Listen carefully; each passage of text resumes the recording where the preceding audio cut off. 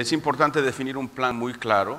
El consejo para ustedes es pedir al fondo que les informe de cuál es el plan, en términos de tiempos, de personas designadas, del tipo de actividades que va a hacer, porque por un lado puede facilitar los contactos, pero por otro lado a ustedes les interesa saber qué es lo que está haciendo el fondo, porque va a estar interactuando con partes relacionadas a la compañía.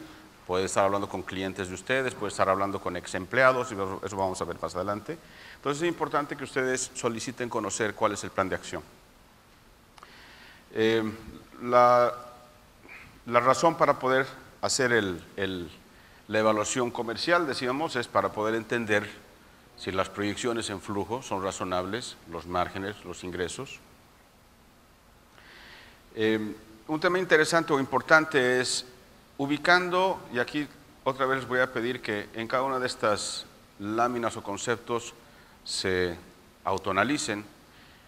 Dependiendo del tipo de giro de la compañía, va a haber un énfasis en cierto tipo de información o cierto segmento de provisión de información. Por ejemplo, si ustedes son una compañía que está enfocada en el cliente, que tienen un bien con alto valor agregado y que tiene destinatario directamente al consumidor, no es lo mismo que ustedes produzcan, digamos, materia prima o un commodity o un producto sin transformación.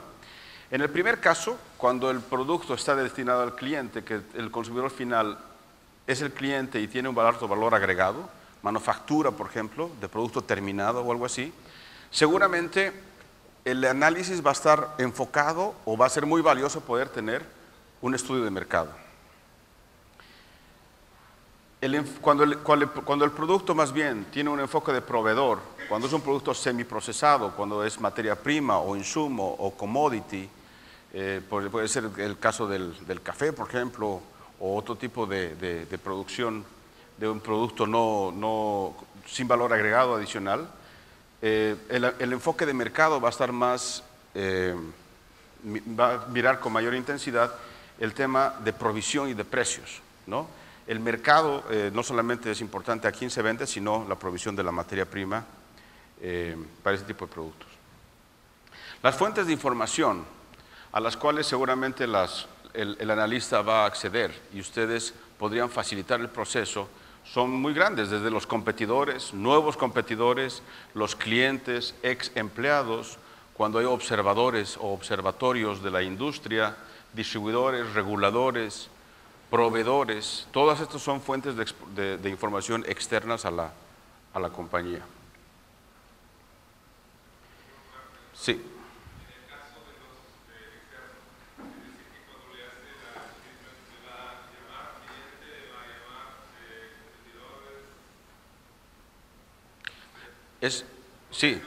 Sí, el tema es que sea un proceso ordenado y concertado con la empresa. Es decir, lo que hace la empresa, lo que tú harías es decir, estas son mis proyecciones. Entonces, el analista te va a decir, déjame conversar con tu cliente, que tienes un contrato, déjame conversar con tus entes relacionados. Obviamente siempre a través de la compañía, eso no es una investigación por fuera, pero sí... Exactamente. Entonces, vale la pena que ustedes puedan tener una lista, ¿no?, de partes interesadas con las cuales sugerirían al fondo o al analista contactarse. Ok, por otro lado está el tema de la evaluación financiera, y lo que decíamos es que el flujo y el modelo financiero lo que va a hacer es testear la factibilidad de la estrategia, y entonces ese es un trabajo de análisis donde básicamente el analista va a tratar de mirar 5 áreas o 5 puntos importantes. El primero son las utilidades. En las proyecciones hay una utilidad planteada. El analista quiere ver si es sostenible, si es real. Los activos, cuál es el origen de los activos, cuál es el uso de los activos, si hay un uso adecuado, eficiente, la rotación, capacidades instaladas ociosas, ese tipo de cosas. Los pasivos, tratar de que estén identificados todos los que realmente existen, conocerlos en detalle, contratos, si son bancarios, si son proveedores, si están al día. El flujo de caja, aquí hay un tema importante. A mí me gusta usar un ejemplo de una compañía para hablar de esto. Una compañía nos dijo, quisiéramos nosotros crecer, tenemos un plan de crecimiento. Nosotros hemos reportado utilidades hace 2 años, estos son nuestros estados de resultados y estamos muy contentos con nuestro desempeño. Entonces, cuando vamos a hacer el análisis, le decimos, lamentablemente no vamos a poder entrar, pero quiero anunciarles de que usted está a punto de quebrar, porque evidentemente tiene resultados en estado de resultados y muchos gerentes reciben la información del departamento contable y administran la compañía solamente a partir de estado de resultados y no ven el flujo de caja, los compromisos de amortizaciones de capital que no se reflejan en el estado de resultados no eran pagables con la actividad de la empresa y la empresa en 6 meses iba a entrar en un default muy complejo. Se hizo una reestructuración y fue interesante y oportuno la entrada del fondo porque en realidad se redirigió el plan y se pudo reencauzar el tema. Pero el tema del flujo de caja es un tema muy importante para los inversionistas. Los inversionistas ven los estados financieros como una referencia, pero el instrumento que realmente analizan es el flujo de caja, flujo de efectivo. Y la capacidad de generar cash, ¿no? Todo este trabajo se hace después de entender la industria, de entender los indicadores, para poder interpretar los números contextualizados. Este es un tema interesante cuando se lo hace de manera reflexiva. El ejercicio de las fuerzas de Porter, todos han visto un poco este tema. Básicamente, recordando es la rivalidad que existe dentro de la industria. Cuando este círculo está muy contraído, muy pequeño, todos los actores se mueven con menos flexibilidad, están oprimidos, entonces hay una rivalidad muy fuerte. Cuando estas fuerzas son menos poderosas, son más distendidas, entonces el círculo interno es más grande, entonces los actores que están en el círculo interno se mueven con más libertad, la rivalidad es menos importante. ¿Cuáles son esas fuerzas?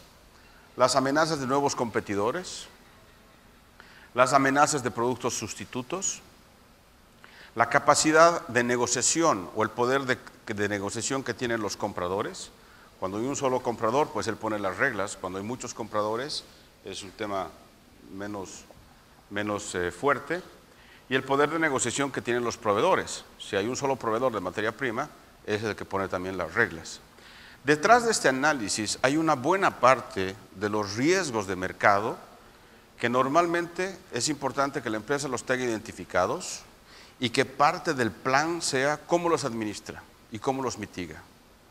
Una pregunta típica es, ¿por qué está tan concentrado tu producto y cuál es tu estrategia para administrar el tema de tus clientes, por ejemplo, o tus proveedores, ¿no?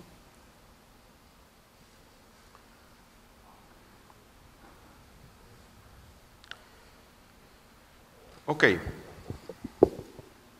El otro tema que en su momento se mira, obviamente, son los estados financieros, pero detrás de esto hay algunas preguntas siempre que se hace el analista. Los estados financieros están auditados. ¿Es suficiente eso? Entonces, seguramente un analista acucioso no se va a sentir conforme solamente porque los estados estén auditados. La experiencia nuestra, y esto sin entrar en juicio de valor, es que a pesar de que los estados estén auditados, a veces se encuentran errores que se le pasó al propio auditor externo. Y entonces los estados no están reflejando realmente la actividad de la empresa.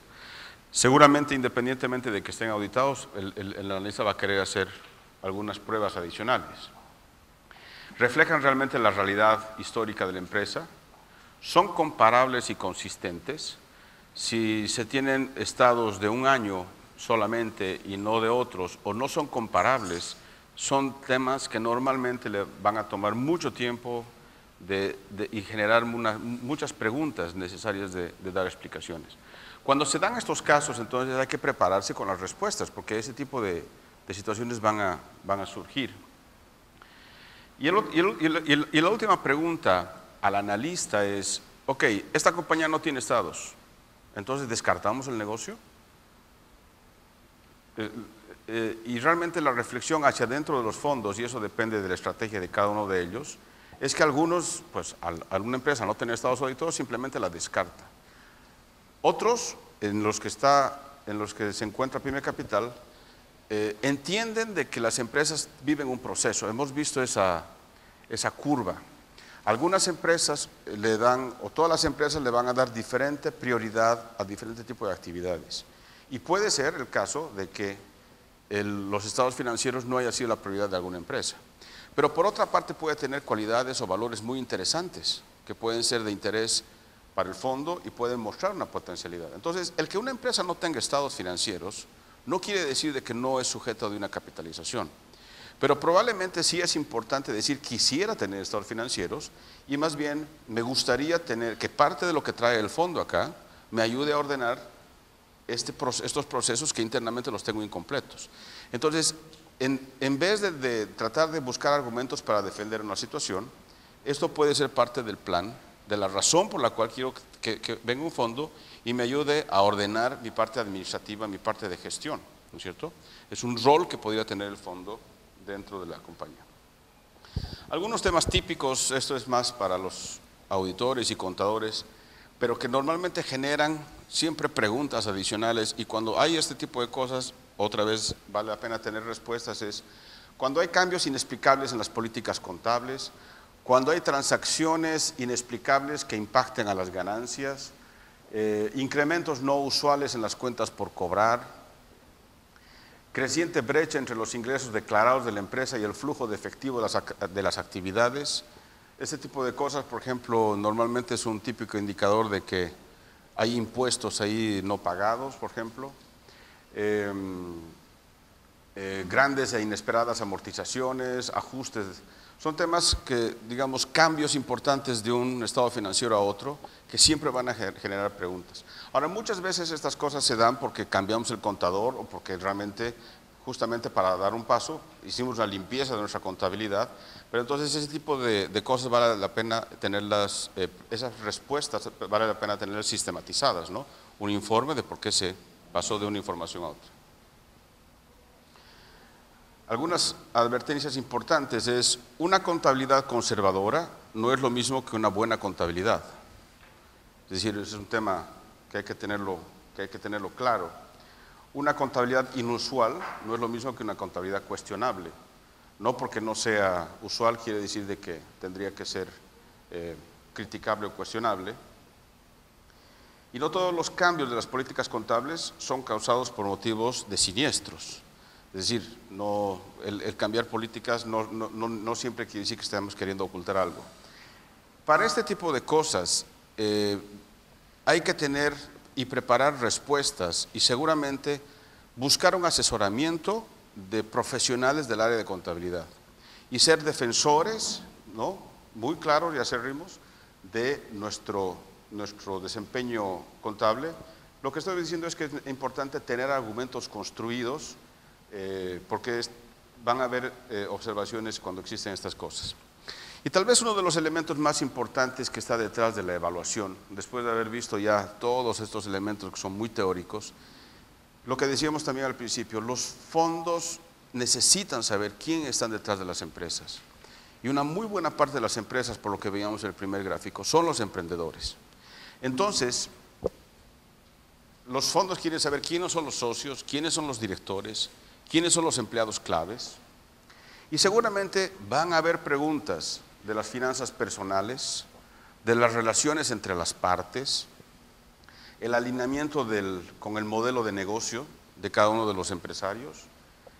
Y un tema muy importante que quisiera preguntarles a ustedes: ¿cuántos de ustedes viven de su negocio?